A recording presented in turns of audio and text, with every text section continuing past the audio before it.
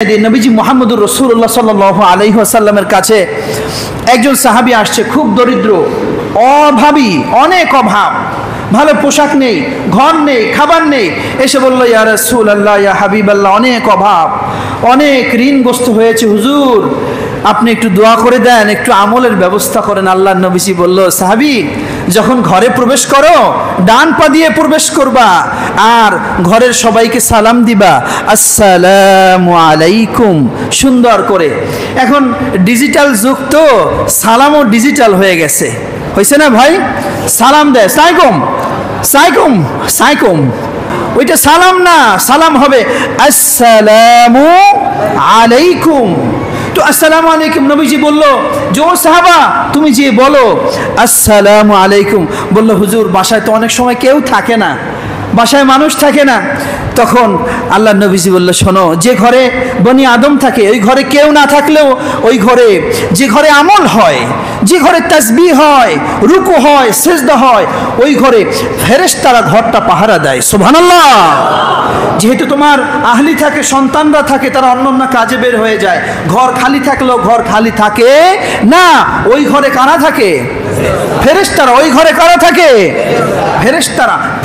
সাহাবীকে বলল, সাহাবী, ঘরের মধ্যে যদি কেউ না থাকে তারপরেও তুমি সালাম দাও, আসসালামু আলাইকুম বলো, ভিতরে ফেরেশতারা থাকবে, আর ফেরেশতারা তোমার জন্য বলবে ওয়া আলাইকুমুস সালাম, আর বলবে ওয়া রাহমাতুল্লাহ, তোমার জন্য তাৎপর্যপূর্ণ দোয়া ফেরেশতারা করলো। ও গরীব সাহাবী, ভালো করে শোনো, এরপরে তুমি পড়বা যে সূরার মধ্যে আল্লাহর পরিচয় আছে, যে সূরার মধ্যে আল্লাহর পরিচয় নিহিত আছে, সূরা ইখলাস তুমি 3 বার পাঠ করবা। কুল হুয়াল্লাহু আহাদ, আল্লাহুস সামাদ, লাম ইয়ালিদ ওয়া লাম ইউলাদ ওয়া লাম ইয়াকুল লাহু কুফুয়ান আহাদ। ও সাহাবী, এই আমল যদি করতে পারো, আমি রাসূলুল্লাহ তোমার জন্য দোয়া করব, আমার মনে হয় আল্লাহ রাব্বুল আলামিন তোমার অভাব অনটন দূর করে দিবে। সুবহানাল্লাহ। যেহেতু আল্লাহর নবীজির আমল পেয়েছে, এরপর থেকে লোকটা অত্যন্ত আমলি হয়েছে। ঘরে ঢোকে আর একটা সালাম দেয়। ওই যে আল্লাহর কোরআনে আল্লাহ বলছেন, ফাইজা দাখালতুম বুয়ুতান ফাসাল্লিমু, ঘরে ঢুকলেই মুমিন মুসলমান দিবে সালাম। পারবেন না ইনশাআল্লাহ? ঘরে ঢুকেই আমরা সালাম দেব। এরপরে পড়বো কুল হুয়াল্লাহু আহাদ। অনেক দিন পর্যন্ত ওই সাহাবীর কোনো দেখা নেই, হঠাৎ করে একদিন দেখা।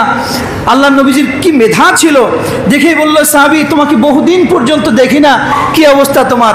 সাহাবী মুচকি হেসে বলে, ইয়া রাসূলুল্লাহ, আপনি এমন সুন্দর আমল আমারে শিখিয়ে দিয়েছেন, আমি ঘরে ঢুকি আর এই যে আল্লাহর কোরআনে আয়াত, ফাইজা দাখালতুম বুয়ুতান ফাসাল্লিমু, আমি সালাম দেই, ঘরে লোক থাকুক বা না থাকুক, ঢুকেই আমি আল্লাহর পরিচয় বহন করে সূরা ইখলাস আমি পাঠ করি।